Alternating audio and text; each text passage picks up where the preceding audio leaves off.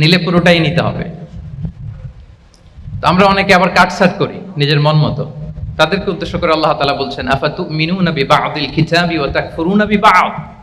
তোমরা কি আল্লাহর কিতাবের কিছু অংশ মানো আর কিছু অংশ তোমরা অস্বীকার করো? এটা তোমাদের পলিসি? জেনে রেখো, ওয়ার্নিং দিচ্ছেন যে তোমাদের পলিসি যদি এটা হয়, তাহলে এই দুনিয়াতে আছে তোমাদের জন্য লাঞ্ছনা, আর আখিরাতে তোমাদেরকে শাস্তির মুখোমুখি হতে হবে। তাহলে কাটছাট করার সুযোগ নেই। আমরা যেটা করি, নামাজ, রোজা, হজ, জাকাতের মতো এই যে আনুষ্ঠানিক ইবাদতগুলো, এগুলোতে আমরা ইসলামকে খুব মানি, ইসলামের অনুশাসন মানি। কিন্তু আমাদের ব্যক্তি জীবন, পারিবারিক জীবন, সামাজিক জীবন, আমার ডিলিংস গুলো, আমার ট্রেড, আমার বিজনেস, আমার ব্যবসা, আমার বিয়ে শাদী, আমার বিহেভিয়ার, এগুলোকে অনেক সময় আমরা ইসলামের অনুশাসন অনুযায়ী মানতে চাই না। এগুলোর ক্ষেত্রে আমরা অনেক সময় ইসলামের অনুগামী হই না। এইখানে একটা ঝামেলা রয়ে গেছে আমাদের। কিন্তু মূল কথা হচ্ছে, আপনি ইসলামকে মানলে দ্য টোটাল প্যাকেজ আপনাকে মানতে হবে। এখানে কাটছাট করার কোনো সুযোগ আছে বলেন তো? আওয়াজ করে বলেন, কোন কাটছাটের সুযোগ কি আছে? কারণ কমপ্লিট প্যাকেজ, কমপ্লিট প্যাকেজ, জীবনের প্রতিটি অঙ্গনকে ইসলামের অনুশাসন দিয়ে সাজানো, বা জীবনের প্রতিটি অঙ্গনে ইসলামকে অনুশীলন করার নামই হচ্ছে ইসলামিক লাইফস্টাইল।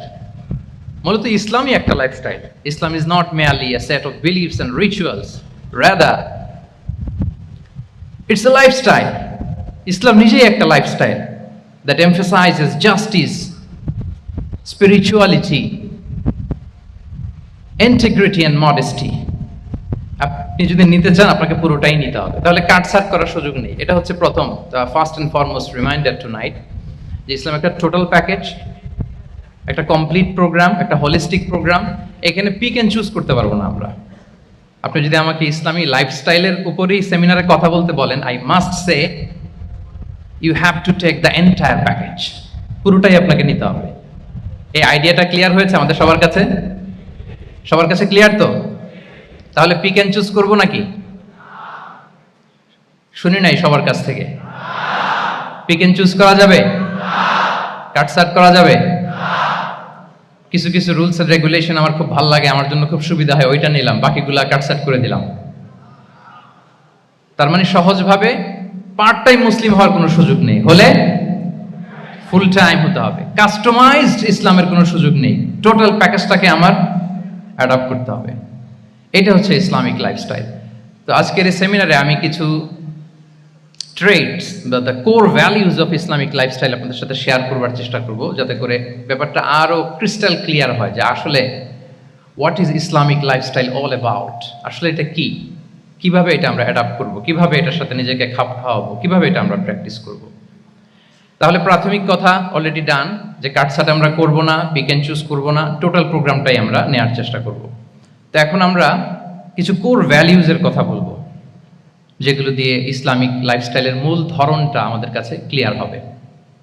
ইসলামিক লাইফস্টাইলের কথা যদি আমাদেরকে বলতে হয়, প্রথম যেই ট্রেড, যে ক্যারেক্টারিস্টিক্স বা ভ্যালিউর কথা আমাকে বলতে হবে, সেটা হচ্ছে দ্য কনসেপ্ট অফ হালাল অ্যান্ড হারাম।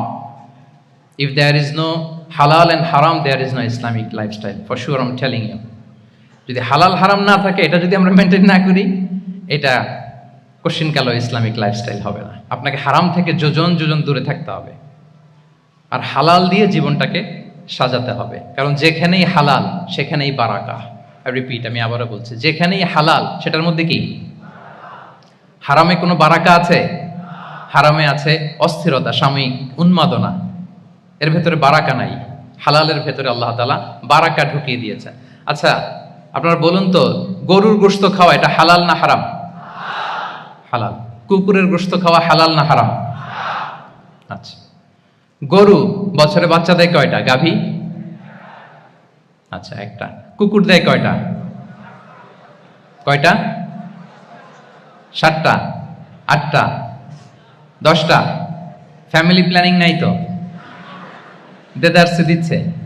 আচ্ছা, গরু হালাল, কুকুর হারাম। গরু বাচ্চা দেয় কয়টা? কুকুর দেদারসে দিচ্ছে। তারপরেও বলেন, আমাদের এই যে বাংলাদেশে আমাদের কুরবানির ঈদে লক্ষ লক্ষ গরু জবাই হয়, বিয়ের অনুষ্ঠানগুলোতে এত গরুর গোশত আমরা খাই, আর প্রতিদিনের চাহিদা মেটানোর জন্য তো কত গরু কোরবানি করা হয়। এরপরে বলেন বাংলাদেশে গরু বেশি না কুকুর বেশি? সবাই বলেন গরু বেশি না কুকুর বেশি? কারণ কি? হালাল। কারণ কি? এই হালালে বরকত ঢুকিয়ে দিয়েছে কে? তাহলে if there is no concept of halal and haram, there is no Islamic lifestyle. প্রথম core value of Islamic lifestyle হচ্ছে আপনাকে হালাল দিয়ে আপনার জীবনকে সাজাতে হবে। লা ইয়াদখুলুল জান্নাতা জাসাদুন গুযিয়া বিল হারাম। হারাম খেয়ে বর্ধিষ্ণু যে দেহ, সে দেহ আল্লাহর জান্নাতে প্রবেশ করবে না। মানে whatever you consume it should be হালাল। এটা হালাল হইতে হবে। শুধু যেটা আপনি খাচ্ছেন এটাই না, কুলু মিম্মা ফিল আরদি হালালাম তাইয়্যিবা, আল্লাহ তাআলা বলেছেন যেটা কনজিউম করবো হালাল হবে, হালাল হতে হবে। তো এটা শুধু এত ন্যারো কনসেপ্ট না, আপনার জীবনের সবটাই হালাল হতে হবে। ইউর ফুড শুড বি হালাল, ইউর ড্রিঙ্ক শুড বি হালাল, ইউর ইনকাম শুড বি হালাল, ইউর ফ্যাশন শুড বি হালাল, ইউর এন্টারটেইনমেন্ট শুড বি হালাল। সব কিছু হালাল হইতে হবে। আমরা অনেকে যে ভুলটা করি, আমরা খাওয়ার ক্ষেত্রে শুধু হালাল খুঁজি, এরকম অনেকে করে, কিন্তু অন্যান্য ক্ষেত্রে হালাল হারামের বাজ বিছান নাই। আমি একটা উদাহরণ প্রায়ই দেই, দেখবেন যে আমাদের বাংলাদেশের সরকারি অফিসগুলোতে তো ঘুষ চলে নাকি? আল্লাহ ঘুষ থেকে এই জাতিকে তুমি হেফাজত করো। আচ্ছা, দেখবেন যে আমাদের বিভিন্ন সরকারি অফিসগুলোর মুসলিম কর্মকর্তারা তারা ওয়াইন খায় না। আমি দেখেছি থাইল্যান্ডে গিয়েছে, চায়না গিয়েছে অফিসের কাজে, ওখানে হালাল রেস্টুরেন্টগুলো খোঁজে, কারণ মুসলিম, তার হালাল খাইতে হবে। তো সে ওয়াইন খায় না, পর্ক খায় না, কারণ ইসলামে এটা হারাম। আবার অনেক হিন্দু কর্মচারী, সে আবার গরুর গোশত খায় না, কারণ কি তার ধর্মে ওইটা হারাম। কিন্তু এই মুসলিম কর্মচারী, হিন্দু কর্মচারী দুইজনের নির্বিশেষে মাশাআল্লাহ ঘুষ খায়। এরকম হয় না? দেখেন, মুসলিম ওয়াইন খায় না, পর্ক খায় না, তার ধর্মে হারাম। আমার হিন্দু ভাই গরুর গোশ খায় না, এটা তার ধর্মে হারাম। কিন্তু ঘুষ আবার দুই ধর্মে হালাল নাকি? হ্যাঁ, হালাল। তার মানে ওই যে pick and choose, you got the point, right? Pick and choose করেছে যে আমার ধর্মের এই এই নিয়ম আমি মানবো, কারণ এটা আমার জন্য খুব ফ্লেক্সিবল, এটা খুব ভালো লাগে। কিন্তু যেটা কঠিন হয়ে যাচ্ছে, যেটা তার বিরুদ্ধে দাঁড়াচ্ছে, ওইটা সে মানে না। তাহলে পিক এন্ড চুজ করার কোনো সুযোগ। আমরা আমাদের গোটা জীবনকে হালাল দিয়ে সাজাইতে হবে, তাহলে your lifestyle will be Islamic lifestyle. এই কথাটা কি বুঝতে পেরেছেন? তাহলে ইউর ফুড শুড বি হালাল, ইউর ড্রিঙ্ক শুড বি হালাল, ইউর ফ্যাশন শুড বি হালাল, ইউর ইনকাম শুড বি হালাল, ইউর এন্টারটেইনমেন্ট শুড বি হালাল, even your relationship should be হালাল। ব্যাপার কি? এটার এত আওয়াজ বেড়ে গেল।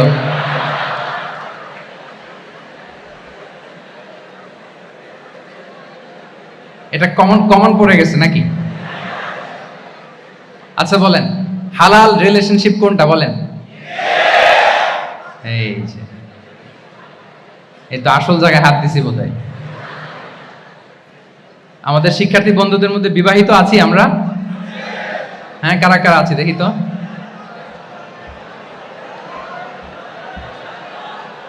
দেখি দেখি, মাশাআল্লাহ মাশাআল্লাহ, ঠিক আছে ঠিক আছে।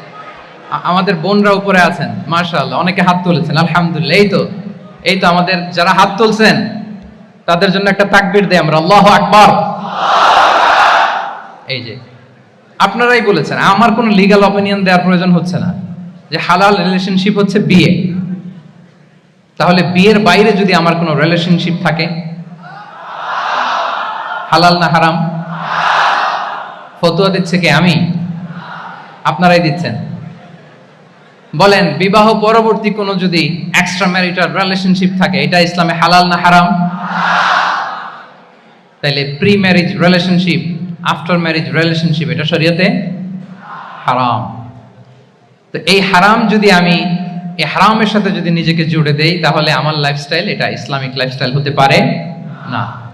আমরা বিয়ের মতো পবিত্র বন্ধনের মধ্য দিয়ে আমরা আমাদের দাম্পত্য জীবনকে উপভোগ করব। আল্লাহ তৌফিক দান করুক।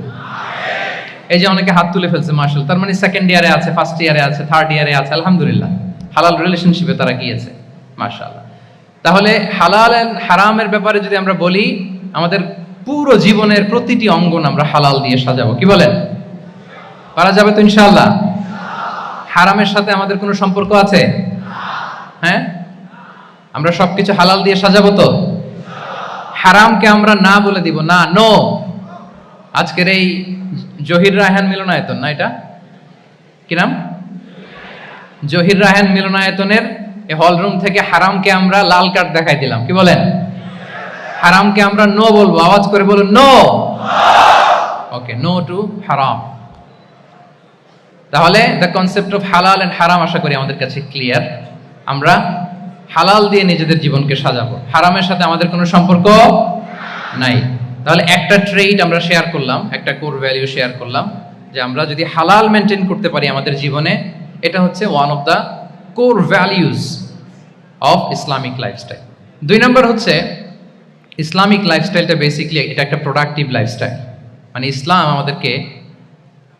ইসলামী লাইফস্টাইল আমাদেরকে প্রোডাক্টিভ হতে উদ্বুদ্ধ করে। আপনার দিন শুরু হবে অনেক সকালে, প্রোডাক্টিভিটি নিয়ে অনেক লম্বা আলোচনা করা যেতে পারে। আমি ছোট্ট একটা পয়েন্ট যদি আজকের এ হলরুমের শেয়ার করি প্রোডাক্টিভিটি নিয়ে, যে ইসলামিক লাইফস্টাইল হচ্ছে আপনি একেবারে সকাল সকাল আপনার দিন শুরু করবেন। Early to bed and early to rise makes a man healthy wealthy. সবাই তো শিখেছি এটা, যে আগে আগে ঘুমোতে যাও, আগে আগে ঘুম থেকে জাগো, তুমি ধনী হবে, তারপর তুমি প্রজ্ঞাবান হবে, তুমি সুস্বাস্থ্যের অধিকারী হবে। এটা হচ্ছে ইসলামিক লাইফস্টাইলের একটা কোর ভ্যালিউ। সকাল সকাল দিন শুরু করা, মানে সানরাইজের আগে আমার সকাল শুরু হবে। কাজী নজরুলের যে কবিতা, সূর্যি মামা জাগার আগে উঠবো আমি জেগে, পড়েছি আমরা সবাই, কিন্তু হয়তো মানা হয় না। তো এই যে সকাল সকাল ঘুম থেকে ওঠা, এটা যদি আপনার মধ্যে না থাকে, এটা ইসলামিক লাইফস্টাইল হতে পারে না। You must be a morning person. সকাল সকাল উঠতে হবে, আপনার সময় এমনভাবে মেনটেন করবেন আপনি যে সকাল সকাল ফজরের পর থেকে আপনি অ্যাক্টিভ। তার মানে you have to wake up early, you have to sleep early. একজন মর্নিং পারসন যদি না হন, এটা ইসলামিক লাইফস্টাইল হবে না। এর কারণ আল্লাহ রাসূল সাল্লাল্লাহু আলাইহি ওয়া আলিহি ওয়াসাল্লাম আমাদেরকে সকালে জেগে থাকার ব্যাপারে ইন্সপায়ার করেছেন, এবং তিনি দোয়া করেছেন এই উম্মার জন্য স্পেশালি, যে এই সময়টা এটা ফুল অফ বারাকা, ফুল অফ ব্লেসিংস। তিনি দোয়া করেছেন, আল্লাহুম্মা বারিক লি উম্মতি ফি বুকুরিহা। আল্লাহ এই উম্মতের বুকুরটা, মানে সকালের সময়টা, লেটস সে সানরাইজের পরে 3-4 ঘন্টা, এই সময়টাকে আল্লাহ আপনি বরকত দিয়ে ভরে দেন। এই সময়টাতে ঘুমানো যাবে না, এটা হচ্ছে বরকতের সময়। এবং আল্লাহ রাসূল সাল্লাল্লাহু আলাইহি সাল্লাম যদি কোনো সামরিক অভিযান প্রেরণ করতেন, এই টাইমে প্রেরণ করতেন, এই বুকুরের টাইমে। এবং সাহাবারা তাদের কোনো ট্রেড ক্যারাভান, ব্যবসায়িক কাফেলা যখন সেন্ড করতেন, এই টাইমটাতে সেন্ড করতেন, কারণ এই টাইমটাতে বারাকা। তো এখন নিজের সাথে মিলিয়ে নেন যে এই টাইমটাতে আমরা কি করি। আমি জানি না আপনাদের কি অভ্যাস। আমি এসে তো শুনলাম যে জাহাঙ্গীরনগর বিশ্ববিদ্যালয়ে নাকি যতজন শিক্ষার্থী, মানে ততজনের জন্য এখানে আবাসনের ব্যবস্থা আছে। বাংলাদেশের কোনো ইউনিভার্সিটিতে নাকি এটা নাই। আলহামদুলিল্লাহ, অসাধারণ প্রিভিলেজ, এখানে অনেক সুন্দর সুযোগ। তো এখন বলেন, আপনাদের সকালের রুটিন কি বলেন? ঘুমিয়ে থাকেন না জেগে থাকেন? হ্যাঁ, আচ্ছা, ফজরের পরে আমরা ঘুমাই কারা কারা দেখি? সর্বনাশ। আচ্ছা ঠিক আছে, হাত নামান। আচ্ছা, ফজরের পরে আমরা একটু এক্সারসাইজ করি, পড়াশোনা করতে বসি কারা কারা? মাশাআল্লাহ, আছে কিছু, ঠিক আছে, হাত নামান। এবার 2 বারের 1 বারও যারা হাত তুলেননি তারা হাত তুলেন। আপনারা কি করেন? এইটা হ্যাঁ, ডিভাইস। তো সম্মানিত সুধী মণ্ডলী, আল্লাহুম্মা বারিক লি উম্মতি ফি বুকুরিহা। আপনারা আমাকে এনেছেন ইসলামিক লাইফস্টাইল নিয়ে বলতে, তো আমাকে বলতেই হবে। ফজরের পরে ঘুমানো চলবে না। প্রথমে আমরা হারামকে না বলে দিলাম, এবার আমরা না করে দিব কোনটাকে? হ্যাঁ, ফজরের পরে আজকে থেকে কোনো ঘুম চলবে না। যদি আপনি চান, একটু দূরে সরাইতে হবে, যে ড্রোনগুলো একটু দূরে সরাইতে হবে। ফজরের পরে আজকে থেকে আমি এখানে জবরদস্তি করব না, শুধু আপনাদের সামনে আমি প্রেজেন্ট করছি। যদি সেমিনারের যে টপিক নিয়ে আপনারা শুনতে এসেছেন, এটা যদি আপনি অ্যাডাপ্ট করতে চান, অনুশীলন করতে চান, হ্যাঁ, ফজরের পরে আজকে থেকে কোনো ঘুম চলবে না। এই সময়টাতে অনেক বারাকা আছে।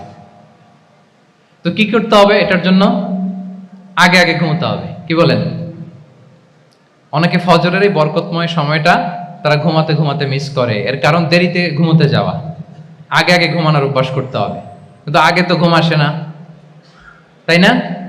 এই যে ডিভাইস আমাদেরকে ঘুমাতে দেয় না, আমাদের শান্তির ঘুম কেড়ে নিছে এই ডিভাইস অ্যাডিকশন, স্ক্রিন আসক্তি। এই স্ক্রিন আসক্তি আমাদের শান্তির ঘুমকে কি করেছে? কেড়ে নিয়েছে। আল্লাহ তাআলা রাতকে বানিয়েছেন ঘুমের জন্য। ওয়াজআলনা লাইলা লিবাসা, লিবাস মানে আবরণ। আমি রাতকে বানিয়েছি পোশাকের মতো আবরণ করে, যে আবরণ রাত্রিবেলা নিঝুম নিস্তব্ধ অন্ধকার দিয়ে ছেয়ে দেয়, ফলে মেলাটিন নামে একটা হরমোন নিঃসরিত হয়, আমাদের ঘুম ঘুম ভাব আসে। ঘুমের জন্য আল্লাহ তৈরি করেছেন রাতকে। এরপরে আল্লাহ তাআলা বললেন ওয়াজআলনা নাহারা মাআশা, আর দিনকে বানিয়েছি আমি প্রাণ চঞ্চল করে, দিনে আমরা কাজ করব। তাহলে রাতে আগে আগে ঘুম, আর দিনের বেলা আল্লাহ তাআলা আমাদেরকে কাজ করার জন্য সৃষ্টি করেছেন। কিন্তু এই সাইকেলটাকে আমরা ঘুরাই ফেলছি। রাতে যত দেরি করে আপনি ঘুমাবেন, সকালে ঠিক তত দেরি করে আমাকে উঠতে হয়, ঠিক কিনা বলেন? তাহলে ফজরের পর বকুর পিরিয়ড অফ টাইমটাকে কাজে লাগাতে হলে রাতে আমাদেরকে আগে ঘুমাতে যেতে হবে। রাতে কি করতে হবে? আগে ঘুমোতে যেতে হবে। তাহলে এক নম্বরে কি বললাম? কনসেপ্ট অফ হালাল এন্ড হারাম। 2 নম্বরে বললাম প্রোডাক্টিভিটি। ইসলামিক লাইফস্টাইল হচ্ছে একটা প্রোডাক্টিভ লাইফস্টাইল। এটা মেনটেন করতে হলে প্রোডাক্টিভিটির অনেক কথা। একটা কথা হচ্ছে সকাল সকাল আপনার দিন শুরু করুন। কি পারা যাবে তো ইনশাআল্লাহ? সবাই একসাথে পড়ে ইনশাআল্লাহ। এই যে আমাদের দেরি করে রাতে ঘুম আসে, স্ক্রিন আসক্তি, এই ডিভাইস আমাদের আরামের ঘুম কেড়ে নিছে কেন জানেন?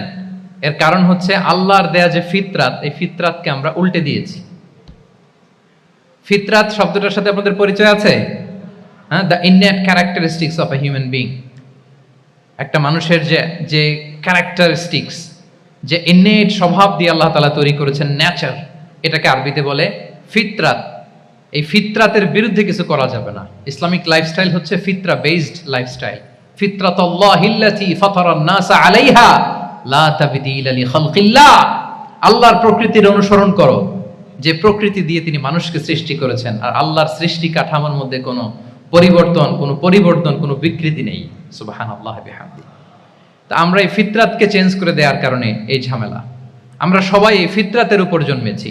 কুল্লু মাউলুদিন ইউলাদু আলাল ফিতরা ফাআবাওয়াহু ইউহাউবিদানি আও ইউনাসসিরানি আও ইউমাজ্জিসানি। প্রতিটি নিউ বর্ন বেবি তারা ফিতরাতের উপর জন্মায়, মানে নবজাতক সন্তান ইসলামের উপর জন্মায়। কিন্তু বাবা মা তাকে হয় ইহুদি বানায়, নাসারা বানায়, বা অগ্নি উপাসক বানায়। তাহলে এই যে ফিতরাত, আল্লাহর দেয়া ফিতরাতকে যখন আমরা চেঞ্জ করেছি, আমাদের জীবন থেকে বারাকা উঠে গিয়েছে। ফিতরাতকে যদি আরো সহজ করে আমি আপনাদেরকে বুঝাই, তাহলে ফিতরাত হচ্ছে যা কিছু স্বাভাবিক, যা কিছু কল্যাণকর, যা কিছু ভালো, তাই ফিতরাত। আই রিপিট, সুপ্রিয় শিক্ষার্থী বন্ধুরা, ফিতরাত হচ্ছে যা কিছু স্বাভাবিক, যা কিছু ভালো, যা কিছু কল্যাণকর, তাই কি? তাই ফিতরাত। এই যে এখন আরবি কোন মাস চলছে বলেন তো? রজব। এই রজব মাসের 26 তারিখ দিবাগত রাত্রে আল্লাহ রাসূল সাল্লাল্লাহু আলাইহি ওয়াসাল্লাম ঊর্ধ্ব জগতের একটা ভিজিটে গিয়েছিলেন। আমরা জানি না সবাই? হ্যাঁ, ইসরা মেরাজের কথা আমরা জানি। সো এই মেরাজ রজনীতে আল্লাহ রাসূল সাল্লাল্লাহু আলাইহি ওয়া আলিহি ওয়াসাল্লাম ফিতরাত মানে what is the essence of ফিতরা, এটা বোঝানোর জন্য এই হাদিসটা আমি শেয়ার করছি। মেরাজে যখন গেলেন, জিবরিল আলাইহিস সালাম ওনাকে 2টা পেয়ালা দিলেন। তিনি বললেন উচিতু বি ইনাআইন, আমাকে 2টি পেয়ালা দেয়া হলো। ফি আহাদিহিমা লাবান ওয়া ফিল আখারি খামর। এক পেয়ালায় ছিল দুধ, আরেক পেয়ালায় ছিল মদ। ফা আখাযতুল লাবান ওয়া শারিবতু। যখন 2টা অপশন দেয়া হলো, 2টা পেয়ালা, আমি দুধের পেয়ালাটা নিলাম এবং সেটা পান করলাম। তখন জিবরিল আলাইহিস সালাম বললেন আসাবতাল ফিতরা, মানে you are guided to the ফিতরা, আপনি সঠিকটাই নিয়েছেন। যেটা ফিতরা, যেটা নেওয়া উচিত, আপনি ওইটাই নিয়েছেন। তাহলে এখন আরো সহজ হবে। যদি 2টা পেয়ালা দেয়া হয়, একটা মদের পেয়ালা আর একটা দুধের পেয়ালা, তো আমরা নিব কোনটা বলেন? হ্যাঁ, তাইলেই ফিতরা হবে। তাহলে কি হবে? তাহলে যেটা স্বাভাবিক, যেটা কল্যাণকর, যেটা আমাদের জন্য ভালো, সেটা হচ্ছে ফিতরাত। তাহলে মদের পেয়ালা, দুধের পেয়ালা, কোনটা নিব? সবাই নিব তো নাকি? আমাদের রুচির যে দুর্ভিক্ষ চলতেছে, অনেকে মদের পেয়ালাই নিয়ে নিবে। কি বলেন? আছে না একদল, তারা কি করে? ওইটা চুজ করে ফেলবে। এবার বলেন আমরা কোন পেয়ালা নিব, মদের না দুধের? আমাদের ঐতিহ্য, আমাদের রুচি, আমাদের মূল্যবোধকে ধ্বংসের যত আয়োজন দরকার সব সেটআপ চারদিকে আছে। আল্লাহর ফিতরাতকে ধ্বংস করে দেওয়ার শয়তানি সব আয়োজন আমাদের চারিদিকে। বাট আপনাকে রাইট থিংটা চুজ করতে হবে। তাহলে রাসূল সাল্লাল্লাহু আলাইহি ওয়াসাল্লামকে দুধ দেয়া হলো, মদ দেয়া হলো, তিনি নিলেন দুধের পেয়ালা। তাহলে এটা হচ্ছে ফিতরাত। এটা কি ফিতরাত? এভাবে সবকিছু চেঞ্জ করে দেয়া হয়েছে। সবকিছু, আমাদের লাইফস্টাইল চেঞ্জ করে দেয়া হয়েছে, আমাদের ফুড হ্যাবিট চেঞ্জ করে দেয়া হয়েছে, আমাদের খাদ্যাভ্যাসের মধ্যে পরিবর্তন। দেখবেন যে এখন আমরা যা খাই আগে কিন্তু এটা খাইতাম না। এখন আমরা প্রসেসড ফুড খাই, হ্যাঁ, ফাস্ট ফুড খাই, জেনেটিক্যালি মডিফাইড যে ফুডগুলো আমরা খাই, এরপরে ল্যাব মিট, কত যে ভয়ঙ্কর। আপনারা জেনে থাকবার কথা যে ল্যাবে তৈরি মাংস দেখেছেন নাকি আপনারা? প্রাকৃতিক মাংসের কোনো ছিটে ফোটা নেই, কিন্তু এটা গরুর মাংস হয়ে গেছে, ওইটা মানুষ খাচ্ছে। মানে আমাদের লাইফস্টাইলও করাপ্টেড, আমাদের ফুড হ্যাবিটও করাপ্টেড, আমাদের স্লিপিং সাইকেলটা করাপ্টেড, সবকিছু করাপ্ট করে দেওয়া হচ্ছে। এবং এটার প্রভাব পড়েছে আমাদের শিশুদের মধ্যেও। দেখবেন যে শিশুরা সবজি খেতে চায় না। আমার তো 2 মেয়ে আছে, আমি তো দেখি বাসায়, বা অনেকের কমপ্লেনগুলো আমরা শুনি। আমাদের এখনকার বাচ্চাদেরকে ভেজিটেবলস দিলে খায় না, মাছ দিলে খায় না, অর্গানিক ভালো ভালো খাবার দিলে শাকসবজি খায় না। কি খাবে জানেন? সচেস খায়, সচেস, হটডগ খায়। হ্যাঁ, ওই যে আপনি অর্ডার দিয়ে বার্গার এনে দিবেন, পিৎজা এনে দিবেন, ওইটা খাবে।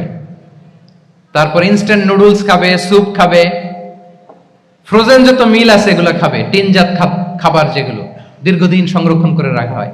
তো বলেন, আজ থেকে 30 বছর আগে আমাদের বড়রা কিংবা আমাদের শিশুরা, আমরা কেউ কি এই খাবার খেয়েছি? বলেন তো, আওয়াজ করেন, খেয়েছি কেউ? Entire system. কেন আমরা ইসলামিক লাইফস্টাইল নিয়ে কথা বলছি এখন? কারণ আমাদের পুরো সিস্টেমটাই, আমাদের পুরো ফিতরাতটাই ওরা চেঞ্জ করে দিয়েছে। তারপর ডিভাইস ছাড়া বাচ্চারা খেতে চায় না, কার্টুন দেখে দেখে খাওয়াতে হয় ওদের। কি বলেন? আচ্ছা বলেন তো, আজ থেকে 30 বছর পেছনে ব্যাক টু দ্য হিস্ট্রিতে যদি আমরা যাই, 70-এর দশকে, 80-র দশকে বাংলাদেশের কোন একটা গ্রামের কথা, একটা পল্লীর কথা আপনি একটু চিন্তা করেন তো। রাত 8টার দিকে, 9টার দিকে আপনি ওই গ্রামের কাউকে খুঁজে পাবেন? 70-এর দশকে, 80-র দশকে একটা গ্রামের, একটা গ্রামীণ একটা পরিবেশের কথা যদি চিন্তা করেন, রাত 8টায় সবার কি অবস্থা বলেন তো? আপনি তো ঘুম খুঁজে পান না, আপনার তো ইনসমনিয়া। আমাদের এখন ট্যাবলেট খাওয়া লাগে না ঘুমের জন্য? আমাদের তো ইনসমনিয়া হয়ে গেছে এখন। কিন্তু আজ থেকে বেশি দূরে না, 30 বছর আগের একটা গ্রামীণ পরিবেশের রাত 8টার পরিবেশ হচ্ছে সবাই ঘুম।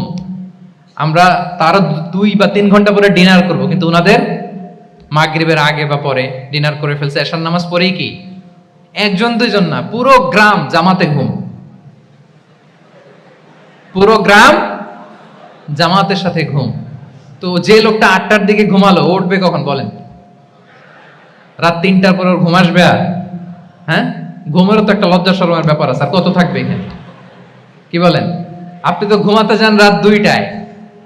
আর আজ থেকে 30 বছর আগে আমার বাংলাদেশের একটা গ্রামীণ পরিবেশে রাত 8টার দিকে সবাই ঘুম। আমরা এখন যেই টাইমটাতে ঘুমোতে যাই, ওই সময় ওনাদের অর্ধেক ঘুম শেষ। ফজরের নামাজ পড়ে আমাদের বাপ চাচারা কি করতো? হ্যাঁ, একটু ব্যাক টু দ্য হিস্ট্রিতে তাকান না। ফজরের নামাজ পড়ে এক বল পান্তা ভাত খাইতো। আমরা তো এখন এতটুকু খাইলে আমাদের এটা বার্ন করার জন্য দৌড়াইতে হয় 5 কিলো, জিমনেশিয়ামে যাইতে হয়, কত আয়োজন, কত ওয়ার্কআউট করা লাগে। এক বল কাঁচামরিচ দিয়ে, পোড়ামরিচ দিয়ে ভাত খেয়ে চলে যাইতো ফসল খেতে। দুপুরে আবার এক বল, খাইতে বসলেই এক বল। আমরা সারা মাসে খেতে পারি না এক বল। আচ্ছা, কি খেত? খাওয়ার আইটেমটা দেখেন তো, কোনো ফরমালিন আছে? কথা বলেন। কোনো মেডিসিন ছিল না, একেবারে ফ্রেশ, হ্যাঁ, পিওর অর্গানিক। নিজেদের মাঠ থেকে আনা যে ধান, ঢেকি ছাটার ধান দিয়ে ভাত খেত। বাড়ির পুকুরের মাছ, কোনো ফরমালিন নাই। নিজের চাষ করা সবজি খেত, গোয়ালের দুধ খেত। আমরা অনেকে মনে করি যে আমাদের এই যে সায়েন্স এন্ড টেকনোলজিক্যাল অ্যাডভান্সমেন্টের যুগে আমরা বোধহয় খুব সুখে আছি। আমাদের দাদা পরদাদারা বোধহয় এত সুখ করে যায় নাই। ওনারা যে সুখ করে গেছে তা আমরা চোখেও দেখিনি। আমার দাদা পরদাদারা যে সুখে লাইফ লিড করেছে তার অর্ধেকও আমরা করতে পারি না। তারাই আসলে শান্তির, সুখের, আনন্দের সময়টা তারা কাটিয়েছে। তাহলে সম্মানিত সুধী মণ্ডলী, পুরো আমি আপনাদেরকে বোঝানোর চেষ্টা করছি যে ইসলামিক লাইফস্টাইল নিয়ে why we should talk about Islamic lifestyle, কারণ পুরো সিস্টেমটাকে তারা কোলাপস করেছে, করাপ্ট করেছে। Food habit, the lifestyle, the sleeping style, সব চেঞ্জ করেছে। তো এই জন্য আল্লাহর দেয়া ফিতরাতকে যেন আমরা প্রিজার্ভ করি, আমরা সচেতন হই। এখনই যদি সচেতন না হই, ডিজাস্টার আমাদের জন্য অপেক্ষা করছে। Just wait and see. তাহলে ইসলামিক লাইফস্টাইল হচ্ছে একটা ফিতরা বেসড লাইফস্টাইল। এই ফিতরাকে আমাদেরকে প্রিজার্ভ করতে হবে। তাহলে 3টা পয়েন্ট বলে ফেলছি অলরেডি, যদি আপনাদের মনে থাকে। প্রথমে কি বলেছিলাম? হালাল, হালাল দিয়ে জীবন সাজাবো। 2 নম্বরে প্রোডাক্টিভিটির জন্য কি করব? রাতে দেরি করে ঘুমাবো। তাহলে আগে আগে ঘুমাবো, ফলে আগে আগে ঘুম থেকে জেগে কাজ শুরু করব। 3 নম্বরে ফিতরা, মানে আল্লাহর দেয়া প্রাকৃতিক যে নিয়ম, মানে আলোর সাথে সাথে আমার জীবন শুরু, আলো নাই আমিও ঘুমায় পড়বো। কি বলেন? আপনি উন্নত দেশে তো তাই হয়। জাপানে আমি কয়েকবার গিয়েছি, আগে আগে ঘুমায় পড়ে। ইভেন আমেরিকাতে আমি কয়েকবার গিয়েছি, অনেক অনেক শহরে 8টার পরে সুপার শপ বন্ধ, 8টার পরে ঘুম এরা। আমরা হাঁটছি কোন দিকে? আমরা একটু নিজেদেরকে প্রশ্ন করি। তাহলে 3 নাম্বার হচ্ছে ফিতরা বেসড যে লাইফস্টাইল, এটার দিকে আমাদেরকে ফিরে আসতে হবে। 4 নাম্বার হচ্ছে মডেস্টি, শালীনতা। One of the core values of Islamic lifestyle. এই শালীনতা আমরা হারাতে বসেছি। মডেস্টি বললে অনেকে শুধু কাপড় চোপড় নিয়ে চিন্তা করে যে ছোট কাপড়, বড় কাপড়। Modesty is not about only clothing, but also your behaviour, your dealing, your overall character. শুধু আপনি মডেস্টি, শালীনতা বললে কাপড় চোপড় নিয়ে চিন্তা করবেন না। এটা আপনার মডেস্টি ইন ইউর স্পিচ, আপনার কথার মধ্যেও, শব্দ চয়নে মডেস্টি থাকতে হবে, আপনার বিহেভিয়ারে মডেস্টি থাকতে হবে, আপনার ডিলিংসে মডেস্টি থাকতে হবে। এই শালীনতা আমরা হারাচ্ছি। তার বিপরীতে আমাদের সমাজে অশ্লীলতার প্রসার হচ্ছে, লাজুকতা হারিয়ে যাচ্ছে। লাজুকতা,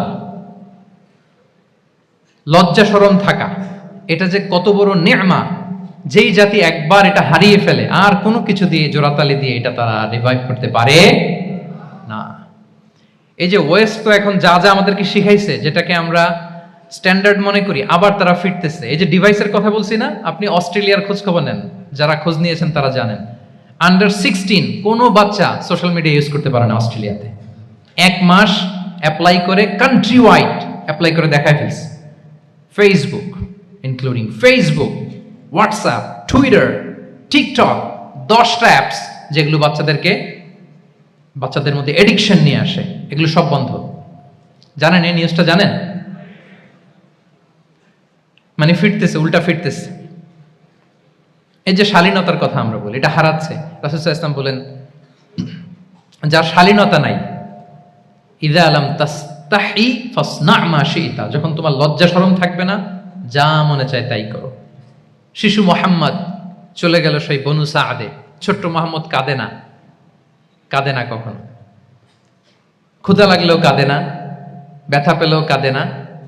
কিন্তু ছোট্ট মুহাম্মদের প্রাইভেটসের জায়গা থেকে কাপড়টা যখন সরে যেত, শিশু মুহাম্মদ কেঁদে দিত। সুবহানাল্লাহ, শালীনতা। ইযা লাম তাস্তাহি ফাসনা মা শি'তা।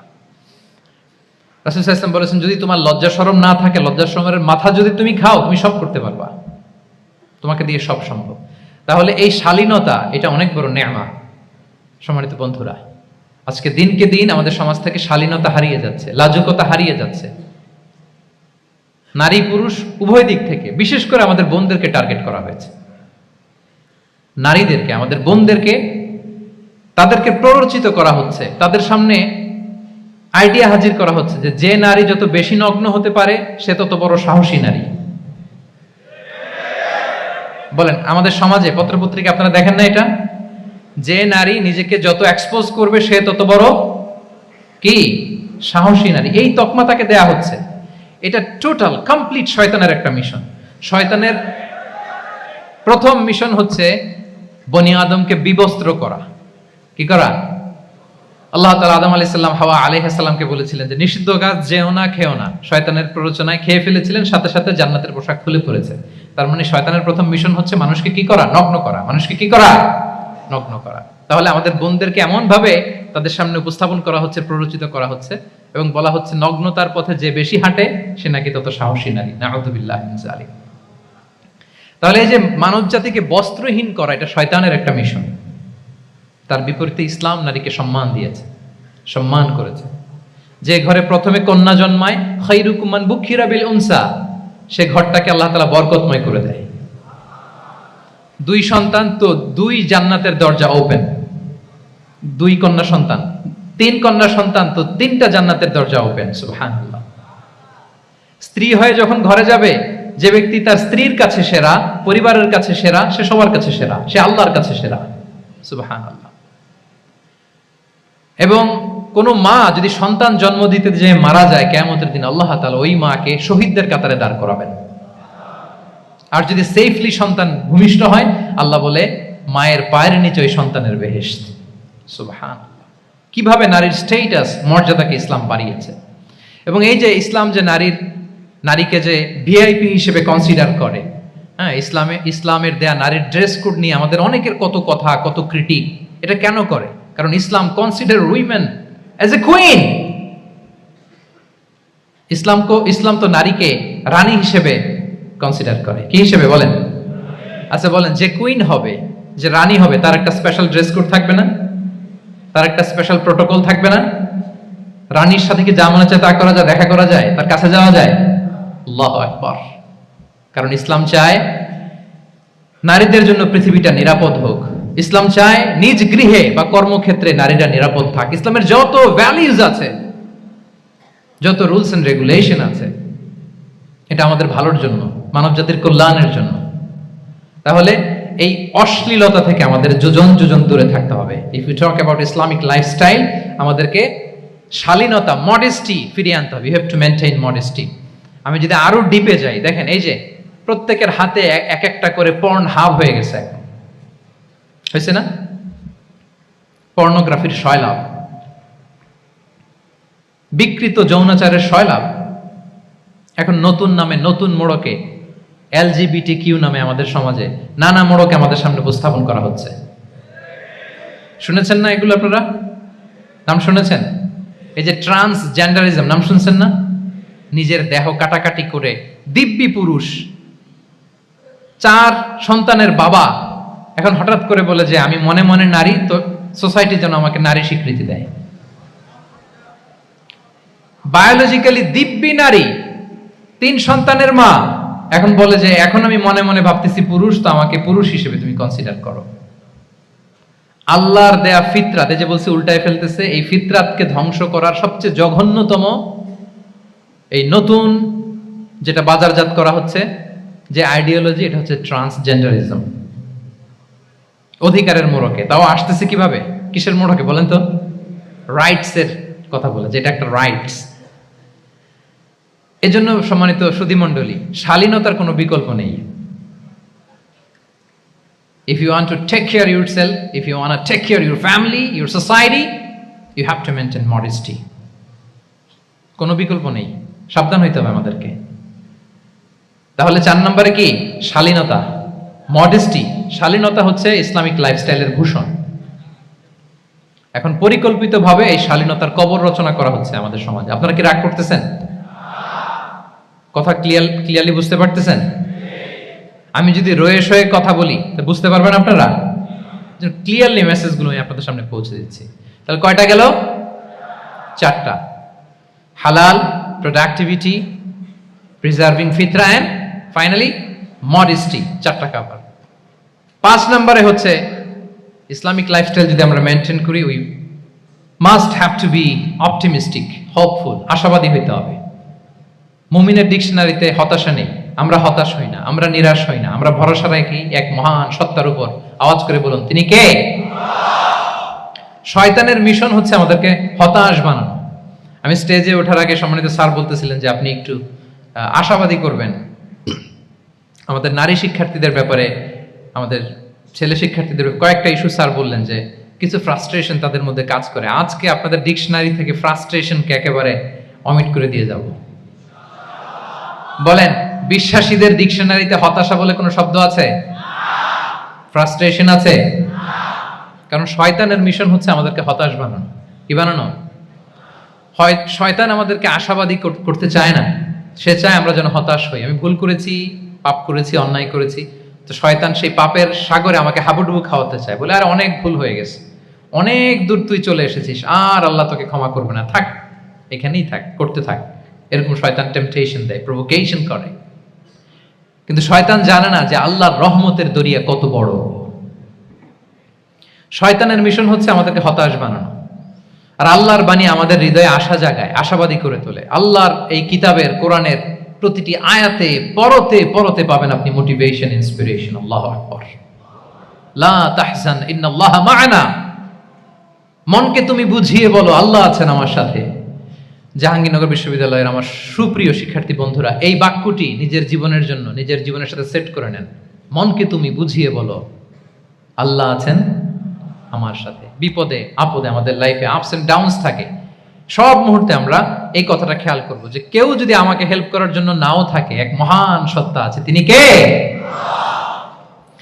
আল্লাহ রাসূল সাল্লাল্লাহু আলাইহি ওয়াসাল্লাম আবু বকর রাদিয়াল্লাহু তাআলা আনহু গারে সাউরে হিজরতের রাতে লুকিয়ে আছেন, কুরাইশরা খুঁজতেছে। আবু বকর রাদিয়াল্লাহু তাআলা আনহু তটস্থ, না জানি ধরা পড়ে যায়। তিনি বলছেন কুরাইশরা আমাদের এত পাশ দিয়ে যাচ্ছে, একটু মাথা নিচু করলে দেখে ফেলবে আমাদের। রাসূল সাল্লাল্লাহু আলাইহি ওয়াসাল্লাম বলেন যে ভয় পেও না। আবু বকর, তুমি কি ভেবেছো আমরা এখানে গুহাতে দুইজন? না না, এই গুহায় আমরা দুজন নই, আমাদের সাথে একজন মহান সত্তা আছে। তিনি কে? আমরা তিনজন এখানে। লা তাহজান ইন্নাল্লাহা মা'ানা। ভয় পেও না, হতাশ হয়ো না, নিশ্চয় আল্লাহ আমাদের সাথে আছেন। আল্লাহ তাআলা সরাসরি কথাটাকে কোরআনে কোট করেছেন যে লা তাহজান ইন্নাল্লাহা মা'ানা। তাহলে সুপ্রিয় বন্ধুরা, এই বাক্যটা আমাদের খেয়াল রাখতে হবে যাদের মধ্যে ফ্রাস্ট্রেশন কাজ করে, যে মনকে তুমি বুঝিয়ে বলো কে আছেন আমার সাথে? আল্লাহ আছেন আমার সাথে।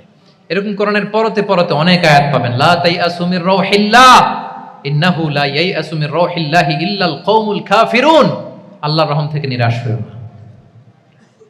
কাফিররা ছাড়া কেউ আল্লাহর রহম থেকে নিরাশ হয়? আমি আপনি আমাদের জীবনে কত ভুল করেছি, কত অন্যায় করেছি, কতটাই বা পাপ করেছি। মনে রাখবেন, আমাদের পাপ যত বড় হোক, আল্লাহর রহমতের দরিয়া তার চাইতেও বড়। ইন্না মা'আল উসরি ইউসরা ফাইন্না মা'আল উসরি ইউসরা, and verily with every hardship there is an ease. প্রত্যেক কষ্টের পরেই থাকে স্বস্তি। এই বাক্যগুলো কি আপনাকে মোটিভেশন দেয় না? এই কথাগুলো কি আপনাকে চাঙ্গা করে না? আপনার জীবনে ইন্সপিরেশন হয়ে আসে না এই কথাগুলো? ওয়ালা তাহিনু ওয়ালা তাহজানু ওয়া আনতুমুল আ'লাউনা ইন কুনতুম মুমিনিন। চিন্তা করো না, হতাশ হয়ো না, তোমাদেরই বিজয় হবে যদি তোমরা মুমিন হও। আল্লাহু আকবার। তাহলে আপস এন্ড ডাউনস থাকবে, এবং মুমিন জীবনে তো হতাশা থাকবেই না। কারণ আমার জীবনে যদি কোনো কষ্টের ঘটনা ঘটে, এটার জন্য আমি রিওয়ার্ড পাবো। আমি যদি অসুস্থ হই, আমার প্রত্যেক অসুস্থতার কারণে আমার পাপ মোচন হয়। সুবহানাল্লাহ পড়েন। আপনার জ্বর হয়েছে, এই জ্বরের কারণে আল্লাহ আপনার গুনাহ মাফ করবেন। আপনি ব্যথা পেয়েছেন, অসুস্থ হয়েছেন, আল্লাহ তাআলা গুনাহ মাফ করে দিবে। তাহলে হতাশার কোনো সুযোগ আছে বলেন? না। মুমিন জীবনে হতাশার কোনো সুযোগ নেই। রাসূল সাল্লাল্লাহু আলাইহি ওয়াসাল্লাম বলেন, মা ইউসিবুল মুসলিমা মিন নাসাব ওয়ালা ওয়াসাব ওয়ালা হাম্মিন ওয়ালা হুজনিন ওয়ালা আযান ওয়ালা গাম্মিন হাত্তা শাওকাতি ইউশাকুহা ইল্লা কাফারাল্লাহু বিহা মিন খাতায়া। মুমিন জীবনে যত ব্যথা, কষ্ট, দুঃখ, এমনকি ফল পাড়তে যে গাছের কাটার খোঁচা যদি খান, রাসূল সাল্লাল্লাহু আলাইহি ওয়াসাল্লাম বলেন ওই খোঁচার ব্যথার কারণে আল্লাহ তোমার গুনাহ মাফ করে দেয়। কেউ অসুস্থ হয়ে রাসূল সাল্লাল্লাহু আলাইহি ওয়াসাল্লামের কাছে আসলে রাসূল সাল্লাল্লাহু আলাইহি ওয়াসাল্লাম কি বলতেন জানেন? কেউ জানেন? লা বাস আলাইক তুহুরুন ইনশাআল্লাহ। তিনি বলতেন, আরে don't worry about it, it will cleanse up your scenes. ভয় পেও না, আরে এই অসুস্থতা, এটার কারণে আল্লাহ তোমার গুনাহ মাফ করে দিবে। সুবহানাল্লাহ। তাহলে অসুস্থ ব্যক্তি আর উজ্জীবিত হতো না? রাসূল সাল্লাল্লাহু আলাইহি ওয়াসাল্লাম অসুস্থ ব্যক্তিকে দেখলেই মাথায় হাত বুলিয়ে দিতেন, দোয়া করতেন, আল্লাহুম্মা রাব্বান নাস আযহিবিল বাস ইশফি আনতা শাফি, দোয়া করে দিতেন। আর বলতেন, আরে ভয় পেও না, এই অসুস্থতা তোমার গুনাহ মাফ করে দিচ্ছে। তাহলে অসুস্থতার মধ্যেও তারা উজ্জীবিত হতো। আমরা মানুষকে আশাবাদী করব, ভয় দেখাবো না। অসুস্থ মানুষকে ভিজিট করতে গেলে আপনারা কি করেন? ভয় দেখান নাকি? না, আশাবাদী করবেন, বলবেন যে আরে কি অসুস্থতা, আপনার দেখে অনেক সুস্থ লাগতেছে, বলতে পারবেন না? কিন্তু আমরা কি করি? কেউ অসুস্থ হইলে ওই অসুস্থতায় সবচেয়ে কষ্ট পেয়ে যে মারা গেছে তার হিস্ট্রি বলা শুরু করি। এরকম করে না অনেকে? ধরেন যে একজন ক্যান্সারের পেশেন্টকে দেখতে গেছেন, এইবার যে আপনার কোন খালা ক্যান্সারে কিভাবে ধুকে ধুকে মরছিল, ওই হিস্ট্রি আপনি বয়ান দিতে শুরু করছেন, বেচারা বাঁচবে? যা একটু সুস্থ ছিল ওইটাও তো অসুস্থ বানাই দিয়েছেন, কি বলেন? তাহলে ইসলাম আমাদেরকে আশাবাদী করে। প্রিয় ভাই এবং বোনেরা, কি করে? আশাবাদী করে। আমরা যদি আমাদের কোনো প্রিয়জনকে হারাই, আমরা আশাবাদী হয়েই হারাই, কারণ তাকে আমি চিরকালের জন্য হারাচ্ছি না। আপনি আপনার আব্বাকে হারাচ্ছেন তো কি হয়েছে? বাপ হারায় তো কাঁদবে নাস্তিক, কি বলেন? নাস্তিকদের তো মরার পরে নাকি আর কিছু নাই। হ্যাঁ, দেখবেন আপনাদের সামনে সামনে অনেক কিছু বলে যে কিছু নাই, যা দেখি না বিশ্বাস করি না। একা একা যখন মৃত্যুর পরে কি হবে চিন্তা করে ওর দম বন্ধ হয়ে আসে। ইসলাম মানুষকে আশাবাদী করে। দেখেন আমরা কত দূর দেখি, কত দূর ভাবি। আমার দাদা মারা গেছে, এটা আমার কোনো টেনশনেরই কারণ না, কারণ আমি সবসময় ভাবি আমার দাদাকে আমি ওপারে যেয়ে পাবো। আমার আব্বাকে আমি হারিয়েছি তো ওপারে পাবো। আমার বন্ধুকে আমি হারিয়েছি, কাছের বন্ধুটা যে আমার জন্য খুব ইন্সপিরেশন ছিল, সাময়িক বিচ্ছেদ এটা আমাদের জন্য, কারণ আমরা ওই জগতে বিশ্বাস করি। আল্লাহু আকবার। তাহলে হতাশা আমাদের ডিকশনারিতে আজকে থেকে রাখা যাবে। ইসলামিক লাইফস্টাইল যদি মেনটেন করতে চান, you have to be optimistic. Clear কথাটা?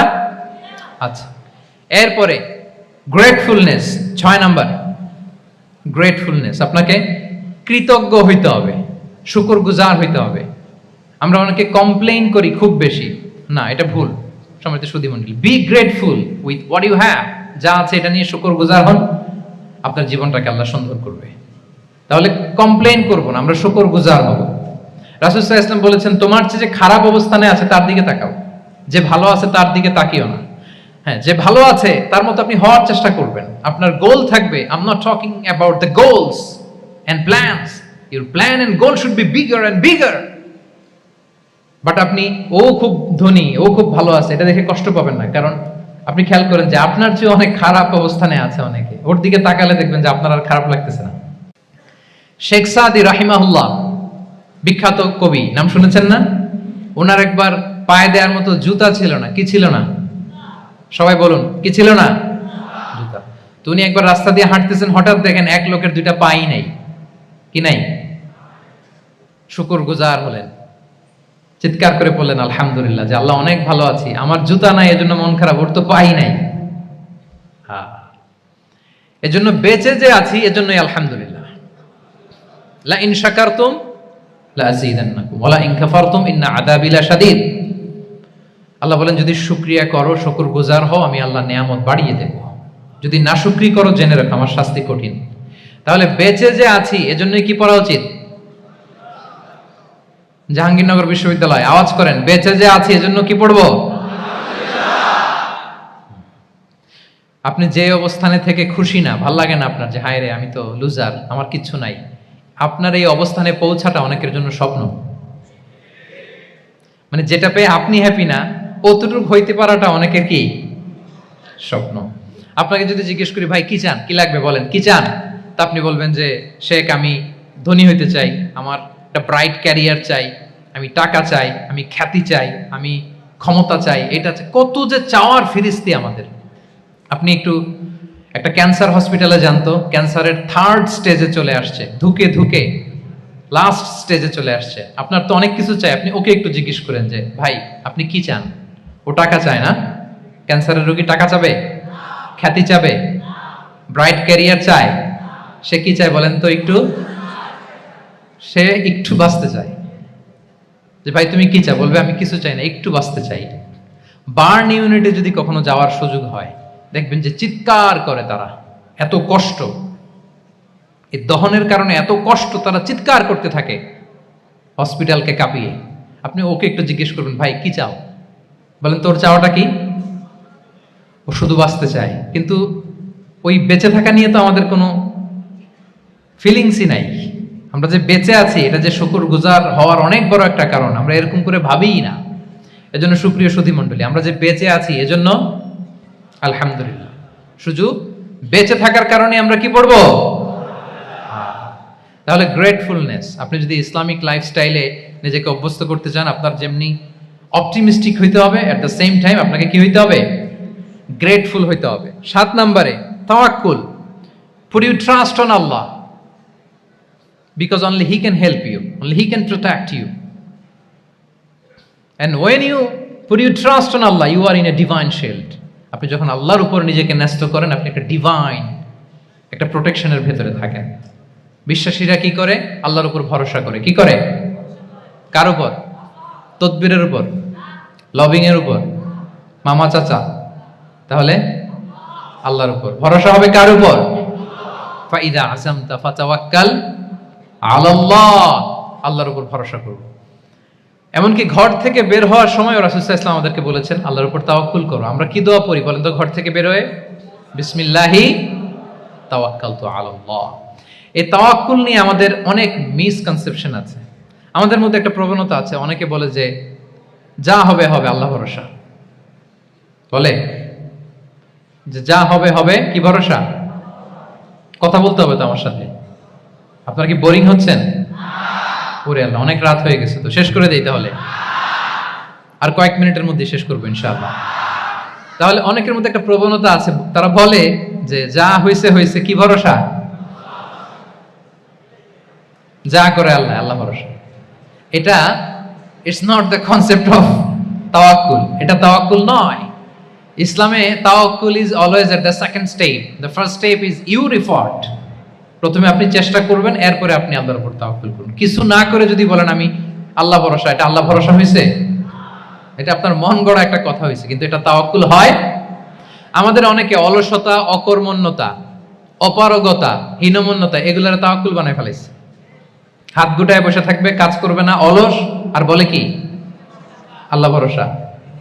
রিজিকের মালিক আল্লাহ, কিছু করবে না আর বলে আল্লাহ ভরসা। প্রিয় ভাইরা, রাসূল সাল্লাল্লাহু আলাইহি ওয়াসাল্লাম তিনি অলসতা, অকর্মণ্যতা, হীনমন্যতা, কাপুরুষতা, ভীরুতা এগুলো থেকে আল্লাহর কাছে পানাহ চেয়েছেন। নিজের সাধ্যের সবটুকুন তিনি করেছেন, তারপরে আল্লাহ ভরসা করেছেন। এবং পাখিকে ইসলামে তাওয়াক্কুলের মডেল বানানো হয়েছে। রাসূল সাল্লাল্লাহু আলাইহি ওয়াসাল্লাম বলেন, লাউ আন্নাকুম তাতাওয়াক্কালুনা আলাল্লাহি হাক্কা তাওয়াক্কুলিহি লা রাযাকাকুম কামা ইয়ারযুকুত তুয়ুর তাগদু খিমাসান ওয়া তারুহু বিতানা। মানে তোমরা যদি পাখির মতো তাওয়াক্কুল করো, তাহলে পাখিকে আল্লাহ যেমন রিজিক দেয় তোমাদেরকেও রিজিক দিবে। পাখি কি করে বলেন তো? প্রতিদিন সকালবেলায় ওর ঘরের ভিতরে বসে বলে যে আল্লাহ ভরসা। বলে? বরঞ্চ কি করে সে? সকাল সকাল কিচির মিচির রবে দিক দিগন্ত মাতিয়ে সে বের হয়ে যায়, সারাদিন ঘুরতে থাকে। তাহলে খালি পেটে সকালবেলায় পাখিগুলো বের হয়ে যায়, আকাশে বাতাসে ছুটে বেড়ায়, আর বিকেল বেলায় ওদর পূর্তি করে প্রতিটা পাখিকে তার নিড়ে ফিরিয়ে দেয় কে? আপনারা তো বোঝা অনেক সহজ। এটা তো নাকি একেবারে আপনাদের জাহাঙ্গীরনগর, এটা তো নাকি পাখিদের অভয়ারণ্য শুনলাম আমি, কখনো আসা হয়নি আমার। দিনের বেলা আসা দরকার ছিল, তাহলে আপনাদের ক্যাম্পাস বিউটি আমি দেখতে পেতাম। তো পাখি কিন্তু বসে থাকে না, সকালে কি করে? খালি পেটে পাখিগুলো বেরিয়ে যায়, ওরা ওদের রোল প্লে করে, চেষ্টা করে, এরপরে বিকেল বেলা ওদর পূর্তি করে তাদেরকে নেড়ে ফিরিয়ে দেয় কে? তাহলে পাখিকে তাওয়াক্কুলের মডেল বানানো হয়েছে। আপনি হাত গুটিয়ে বসে থেকে বললেন আল্লাহ ভরসা, এটা হয়েছে না। আপনি আপনার সর্বোচ্চটুকুন চেষ্টা করবেন, সব করার পরে এরপরে আপনি বলবেন আল্লাহ ভরসা। তাহলে তাওয়াক্কুল হলো প্রথমে যে কোনো জিনিস অ্যাচিভ করার জন্য পরিকল্পনা করা, তারপর সে পরিকল্পনা বাস্তবায়নের উপায় বের করা, তারপর বিভিন্ন উপায় উপকরণের সাহায্য নিয়ে সেটা অ্যাচিভ করার জন্য প্রাণান্তকর প্রচেষ্টা চালিয়ে যাওয়া, অবশেষে ফলাফলের জন্য কার উপর নির্ভর করা। দিস ইজ কল্ড তাওয়াক্কুল। এখন আমি কিছুই করলাম না, বললাম যে যা করে আল্লাহ, তাওয়াক্কুল হয়েছে তো না? আমাদের সমাজে দুইটা ধারণা। কেউ কেউ বলে আরে আমি তো সব করব, তাওয়াক্কুলের দরকার কি? Absolutely wrong. আবার অনেকে মনে করে আল্লাহই সব করে দিবে, এটাও absolutely wrong. The concept of Islam is in between this two extreme lines. এই দুইটার মাঝখানে হচ্ছে তাওয়াক্কুল। তাহলে তাওয়াক্কুলের মেকানিজম হচ্ছে আমার সাধ্যের সবটুকুন আমি করব, তারপরে আল্লাহর সাহায্য আসবে, সেজন্য আমি তাওয়াক্কুল করব। আপনারা মুসা আলাইহিস সালামের ঘটনা জানেন। উনি যখন বনী ইসরাইলকে নিয়ে লোহিত সাগরের সামনে আসলেন, ফেরাউন তার সৈন্য নিয়ে ধাওয়া করলো, আল্লাহ তাআলা সাথে সাথে কি রাস্তা বানাই দিলেন নাকি? সাগরের মাঝখানে না। আল্লাহ বললেন আনিদ্রিব বিআসাকাল বাহর, লাঠি দিয়ে একটা বাড়ি মারো সাগরে। মুসা আলাইহিস সালাম বাড়ি না মারলে তো আল্লাহ রাস্তা বানাতে পারতেন না, না পারতেন না? পারতেন, কিন্তু এটা তাওয়াক্কুলের মেকানিজম নয়। ওনাকে বলেছেন বাড়ি মারো, উনি লাঠি দিয়ে বাড়ি মারলেন, বিশাল রাস্তা হয়ে গেল। মারিয়াম আলাইহিস সালাম যখন ঈসা আলাইহিস সালামকে ডেলিভারি করলেন, ক্লান্ত শ্রান্ত ক্ষুধার্ত, কি খাবেন? আল্লাহ তাআলা বললেন ওয়াহুজ্জি ইলাইকি বিজিযইন নাখলাতি তুসাকিত আলাইকি রুতাবান জানিয়া, মানে মারিয়াম একটু কষ্ট করে উঁচু হয়ে পাশে একটা খেজুর গাছ আছে, ওটা ডাল ধরে টান দাও, টসটসে পাকা খেজুর পড়বে নিচে, ওটা খাও। উনি টান না দিলে আল্লাহ এমনি অটোমেটিক্যালি পাঠাতে পারতেন না খেজুর? আল্লাহ পাঠাননি। তাহলে এই পৃথিবীর সিস্টেম হচ্ছে আপনাকে কষ্ট করতে হবে, আপনার রোলটা আপনাকে প্লে করতে হবে। ইসলামে তাওয়াক্কুল is always at the second step, the first step is your effort. আপনাকে চেষ্টা করতে হবে, তারপরে আপনি তাওয়াক্কুল করবেন, তাহলে এটা প্রপার তাওয়াক্কুল হবে। তাহলে এখন থেকে হাত গুটিয়ে বসে থেকে আল্লাহ ভরসা বলবেন? আমরা এটা ভুল করে ফেলি। রাসূল সাল্লাল্লাহু আলাইহি ওয়াসাল্লাম, ওনার কাছে আল্লাহর সাহায্য আসতো, জিবরিল আলাইহিস সালামও আসতো, তারপরেও কখনো তিনি নিজের ভাগ্য আল্লাহর হাতে ছেড়ে দিতেন না। আমাদের মতো যা করে আল্লাহ ভরসা বলে কখনো নিজের ভাগ্য আল্লাহর হাতে ছেড়ে দিতেন, বরং নিজের সাধ্যের সবটুকুন দিয়ে তিনি চেষ্টা করতেন। তারপর তিনি ভরসা করতেন কার উপর? আপনি হিজরতের ঘটনাটা দেখেন। আল্লাহ যেদিন বললেন যে আজ রাতেই তুমি আর আবু বকর হিজরত করো, রাসূল সাল্লাল্লাহু আলাইহি ওয়াসাল্লাম ওই দিন দুপুরবেলা আবু বকর রাদিয়াল্লাহু তাআলা আনহুর ঘরে গেলেন। তিনি কখনো দুপুরবেলা বেরোন না, তিনি কখনো মাস্ক পরে বেরোতেন না। সেদিন তিনি মাস্ক পরে বেরোলেন, খারাজা মুতাকান্নিয়ান, মুখ ঢেকে বেরোলেন। আবু বকর রাদিয়াল্লাহু তাআলা আনহুর ঘরে যেয়ে বলেন, আবু বকর আখরিজ মান ফিল বাইত, ঘরে যারা আছে বের করে দাও, প্রাইভেট আলাপ আছে। আবু বকর রাদিয়াল্লাহু তাআলা আনহু বলেন, ইয়া রাসূলুল্লাহ, আসমা আর আয়েশা একজন তো আপনার পরিবার আর একজন তার বোন, আমরাই তো, বলেন। রাসূল সাল্লাল্লাহু আলাইহি ওয়াসাল্লাম আশ্বস্ত হলেন, বললেন যে আজ রাতেই আমরা হিজরত করব, আজ রাতেই। মক্কা থেকে মদিনা হচ্ছে উত্তর দিকে, কোন দিকে? আপার নর্থ। তিনি মক্কা থেকে মদিনায় হিজরত করবেন উত্তরে, কিন্তু তিনি বের হলেন দক্ষিণ দিক দিয়ে, শত্রুর চোখে ধুলি দেওয়ার জন্য। দেখেন, দিনের বেলা বেরোলেন না, রাতে বেরোলেন। দেখেন, একটার পর একটা প্রিকশন। দুপুরে বেরোলেন, চেহারা ঢেকে বেরোলেন, প্রাইভেসি মেনটেন করলেন। ডেস্টিনেশন এদিকে বের হলেন, এই দিক দিয়ে সবার চোখের অন্তরালে তিনি বের হলেন। এবং তিনি আবু বকর রাদিয়াল্লাহু তাআলা আনহুকে বললেন, সবাই যেই পথে মদিনা যায় আমরা কিন্তু ওই পথে যাব না, ক্যারাভানগুলো যেই পথে যায় ওই পথে না, সাওয়াহিলি একটা আনইউজুয়াল রুট ধরে আমরা যাব, সাগরের পার ঘেঁষে ঘেঁষে, যাতে ওরা বুঝতে না পারে। এই জন্য আবু বকর রাদিয়াল্লাহু তাআলা আনহু একজনকে ভাড়া করলেন, আব্দুল্লাহ ইবনে উরাইকেত নামে, যে আনইউজুয়াল রাউটটা চিনে, যে সাগরের পাশ ঘেঁষে চলে যাওয়া পথ দিয়ে মক্কা থেকে রাসূল সাল্লাল্লাহু আলাইহি ওয়াসাল্লামকে মদিনায় পৌঁছায় দেবে। 2টা উট তিনি 2 মাস ধরে এটাকে নার্চারিং করে রাখলেন। 3 দিন আবু বকর রাদিয়াল্লাহু তাআলা আনহু এবং রাসূল সাল্লাল্লাহু আলাইহি ওয়াসাল্লাম গারে সাউরে অবস্থান করলেন 3 দিন, যাতে করে বুঝতে পারেন যে মক্কায় তাদের ব্যাপারে কি বলা হয়। এবং আবু বকর রাদিয়াল্লাহু তাআলা আনহুর ছোট্ট ছেলে আব্দুল্লাহকে অ্যাসাইন করা হলো যে, আব্দুল্লাহ, তুমি তো ছোট মানুষ, তুমি প্রতিদিন মক্কার বাজারে যেয়ে শুনবা যে আমাদের ব্যাপারে কুরাইশরা কি বলে। নিশ্চয়ই তারা তন্ন তন্ন হয়ে আমাদেরকে খুঁজবে, না পেয়ে ওরা কি কি পলিসি নেয় এটা এসে আমাদেরকে জানাবো। সুবহানাল্লাহ। ছোট্ট আব্দুল্লাহ মক্কার বাজারে কে কি বলে শুনে গোয়েন্দার মতো করে, স্পাইয়ের মতো করে সে তথ্যগুলো নিয়ে, খাবার নিয়ে গারে সাউরে প্রতিদিন ইনফরমেশন পাস করে আসতো, আবার খাবার দিয়ে আসতো। আচ্ছা বলেন তো, এই ছোট্ট আব্দুল্লাহ যেই পথে যায়, মরুভূমির উপরে তার ফুটপ্রিন্ট আছে না? আব্দুল্লাহর ফুটপ্রিন্ট। তো কুরাইশরা তো তন্ন তন্ন হয়ে রাসূল সাল্লাল্লাহু আলাইহি ওয়াসাল্লামকে খুঁজতেছে, ডানে বায়ে সামনে পেছনে সব জায়গায়। তারা যদি আব্দুল্লাহর ছোট্ট পায়ের ছাপ পায় আর সেটাই যদি ফলো করে, তাহলে ডিরেক্টলি তারা কোথায় যেয়ে পৌঁছবে? রাসূল সাল্লাল্লাহু আলাইহি ওয়াসাল্লামের কাছে, গারে সাউরে। আল্লাহ রাসূল সাল্লাল্লাহু আলাইহি ওয়াসাল্লাম কি করলেন? আবু বকর রাদিয়াল্লাহু তাআলা আনহু কি করলেন?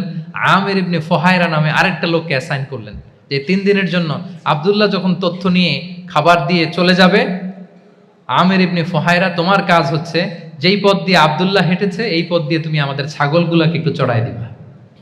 তাহলে ওখানে ওই বাচ্চার আর ফুটপ্রিন্ট থাকবে না, ওই ছাগলগুলোর পায়ের ছাপ থাকবে। অনেক লম্বা ঘটনা, এরকম একটার পর একটা প্রিকশন আল্লাহ রাসূল সাল্লাল্লাহু আলাইহি ওয়াসাল্লাম এবং আবু বকর রাদিয়াল্লাহু তাআলা আনহু ওনারা নিয়ে তারপরে হিজরতের পথে রওনা হয়েছেন। এবং যখন রওনা হয়েছেন, রাসূল সাল্লাল্লাহু আলাইহি ওয়াসাল্লাম ডানে বায়ে তাকান না, তিনি কোরআন তেলাওয়াত করছিলেন। হি ওয়াজ রিসাইটিং দ্য কোরআন, কারণ now he is in the state of তাওয়াক্কুল। এখন তিনি তাওয়াক্কুল করতেছেন। তাহলে বলেন তো, তাওয়াক্কুল কি শুরুতে না শেষে? তারপরে কতটা শেষে? আপনার চেষ্টা, আপনার তদবির, আপনার লবিং, আপনার এফর্ট, আপনার সাধ্যের নাগালে থাকা সবকিছু উজাড় করে দেওয়ার পরে আপনি বলবেন তাওয়াক্কালতু। আমরা করি কি? আমরা কি করি? আল্লাহ ভরসা। ভাই কি প্ল্যান আপনার? হুজুর আল্লাহ ভরসা। এবার বলেন এটা হয়েছে? এটা কি আসলে দ্য প্রপার কনসেপ্ট অফ তাওয়াক্কুল হয়েছে প্রিয় ভাই এবং বোনেরা? হয় নাই। কারণ তাওয়াক্কুল is always at the second step. The first step is you referred. আপনি আপনার সাধ্যের সবটুকু করবেন, তারপর কি করবেন? ক্লিয়ার? সব শেষ। কথা হচ্ছে আপনি যদি ইসলামিক লাইফস্টাইল মেনটেন করতে চান, আপনাকে উম্মাহ সেন্ট্রিক অ্যাটিটিউডের অধিকারী হতে হবে। উম্মাহ সেন্ট্রিক। আমাদের মুসলিম উম্মাহ একটা দুঃখী উম্মাহ, নেতৃত্বহীন উম্মাহ, বলিষ্ঠ নেতৃত্বের অভাবে এদিক থেকে লাথি মারলে আমরা এদিকে যাই, এদিক থেকে মারলে এদিকে যাই। শুধু একটা স্ট্রং লিডারশিপের অভাব, ঠিক কিনা বলেন? এই যে আমাদের রোহিঙ্গা ভাইয়েরা 10 মিলিয়ন আসছে, ওনারা এখন 1 মিলিয়ন আসছে, 10 লাখ, এখন বোধহয় 2 মিলিয়ন প্লাস হয়ে গেছে বা 3 মিলিয়ন হয়ে গেছে। আমি গত মাসে গিয়েছিলাম রোহিঙ্গা ক্যাম্পে দেখার জন্য তাদের কি অবস্থা। এমন মানবতার জীবনযাপন তারা করতেছে। ধর্মে তারা কোন ধর্মের বলেন তো? আমাদের ভাই, আমাদের বোনেরা, তাদের কোনো সলিউশন নাই। কাশ্মীরের ভাই বোনদের কি অবস্থা দেখেন তো। আর গাজার অবস্থা নাই বা বললাম।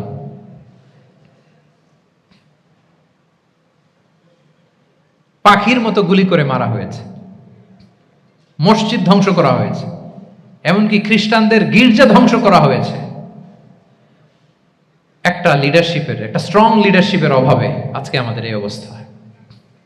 এই জন্য আপনি যদি ইসলামিক লাইফস্টাইলের কথা বলেন, অফকোর্স আপনাকে উম্মাহ সেন্ট্রিক মেন্টালিটির হতে হবে। এই দুঃখী উম্মাকে নিয়ে আপনার প্রজেক্ট থাকতে হবে। আমরা আমাদের নিজেদের শক্তি, সম্ভাবনা, ঐতিহ্য এগুলো একেবারে ভুলতে বসেছি। আমরা যে যোদ্ধা ছিলাম, আমরা যে বিজয়ী ছিলাম, আমরা বেমালুম ভুলেই গিয়েছি। জ্ঞান বিজ্ঞানে একসময় আমরা লিড দিয়েছি, ঠিক কিনা বলেন?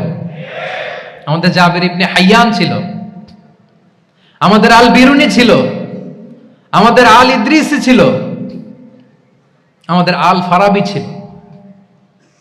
এই নলেজ এখন ওয়েস্টে ট্রান্সফার হয়েছে, সেই নলেজ আবার ট্রান্সফার হয়ে আমাদের করতলগত একদিন হবে ইনশাআল্লাহ। ওই প্রজেক্ট তো আমাদের নাই। একদিন যে আমাদের হাতে আসবে, হুজুর আল্লাহ ভরসা নাকি? শুধু আল্লাহ ভরসা বলে বসে থাকলে হবে?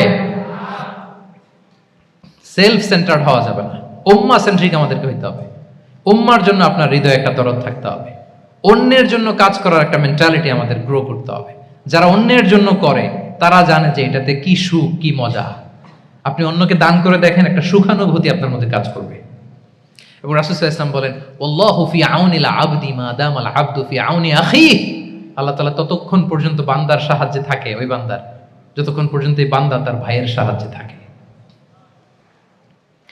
এজন্য আমাদের প্রতিটি কাজে, পদক্ষেপে আমাদের নির্যাতিত ভাইয়েরা যেন তারা আমাদের চিন্তায় থাকে, তারা যেন আমাদের দোয়ায় থাকে, আমাদের সহযোগিতায় থাকে, এবং উম্মার জাগরণে যেন নিবেদিত হয় আমাদের সকল এফোর্ট, সকল প্রজেক্ট, সকল প্রচেষ্টা। কি পারা যাবে কিনা বলেন? উম্মার জন্য এরকম স্যাক্রিফাইসিং মেন্টালিটি আমাদের থাকার দরকার আছে না নাই বলেন? তাহলে উম্মাহ সেন্ট্রিক মেন্টালিটি আমাদের করতে হবে সম্মানিত সুধী মণ্ডলী। তাহলে ইসলামিক লাইফস্টাইল নিয়ে যদি আমরা কথা বলি, আমাদের উম্মাহ সেন্ট্রিক হওয়ার কোনো বিকল্প নাই। আমি যদি পুরো আলোচনার সামারি করি, তাহলে বলতে হবে, শুরুতে আমি যেটা বলেছিলাম যে এখানে পিক অ্যান্ড চুজ করে ইসলামিক লাইফস্টাইল অ্যাডাপ্ট করার আমাদের কোনো সুযোগ, মনে আছে যে কথা দিয়ে শুরু করেছিলাম? পিক অ্যান্ড চুজ করা যাবে মন মতো? না, পুরোটাই মানতে হবে। এবং 8টা, মোস্ট লাইকলি 8টা core values of Islamic lifestyle আমি আপনাদের সাথে শেয়ার করেছি। একটু যদি রিকল করি, 1 নম্বরে কি বলেছিলাম বলেন তো? হালাল, হালাল মেনটেন করতে হবে, হারামের সাথে আমাদের কোনো সম্পর্ক। 2 নম্বরে প্রোডাক্টিভিটি। 3 নম্বরে ফিতরা বেসড লাইফস্টাইল হতে হবে।